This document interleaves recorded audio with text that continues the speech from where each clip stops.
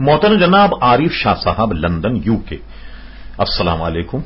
हाँ, आपके सवाल मौसूल हुए, जवाब हाजिर है। आपकी याद फरमाने का शुक्रिया।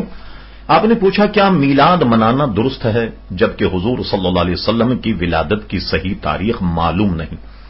हुजूर सल्लल्लाहु अलैहि वसल्लम ने फरमाया, मफहूम यह है कि 3 त्यौहार मनाने चाहिए, 2 ईदें, जुमा।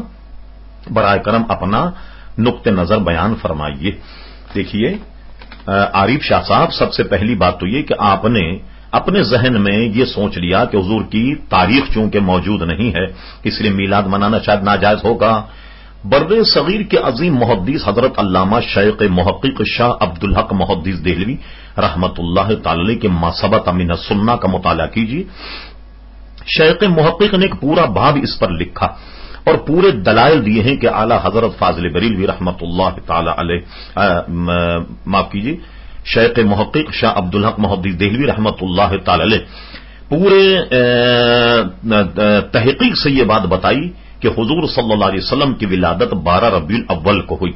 इसी तरह आला हजरत इमाम अहले सुन्नत फाजिल बरेलवी रहमतुल्लाह अलैह ने अपने फतावे में भी इस बात का जिक्र किया और यह बताया कि हुजूर अलैहिस्सलातु वस्सलाम की विलादत मुबारका 12 रबीउल अव्वल को हुई। इसलिए पाकिस्तान हुकूमत ने बाज़ाब्ता इस पर गजट नोटिफिकेशन जारी किया कि हुजूर सल्लल्लाहु अलैहि वसल्लम के जश्न विलादत की खुशी में 12 तारीख को पूरे मुल्क में गोया छुट्टी होगी और दुनिया के कई ममालिक जो हैं वो 12 तारीख को अपने अपने मुल्क में इसकी रुखसत और छुट्टी भी करते हैं हुजूर अलैहिस्सलाम के महफिल मीलाद के मौके पर।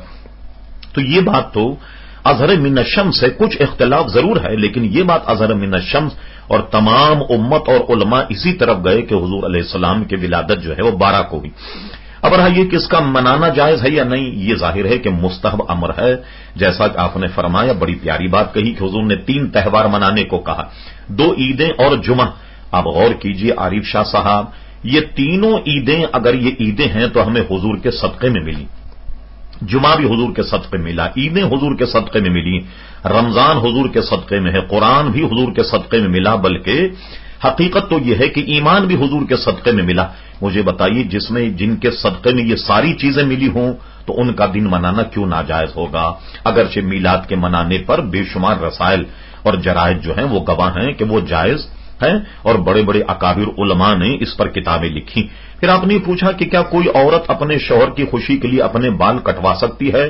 चूंकि नबी करीम सल्लल्लाहु अलैहि वसल्लम ने खवातीन को मर्दों का हुलिया और मुशाहबत करने से मना फरमाया, बल्कि फरमा लानत है उन औरतों पर जो मर्दों की मुशाहबत करें। तो बालों का कटवाना चूंकि मर्दों की मुशाहबत है, इसलिए शौहर को उसी में खुश रहना चाहिए कि जिस हुलिये में अल्लाह और उसके रसूल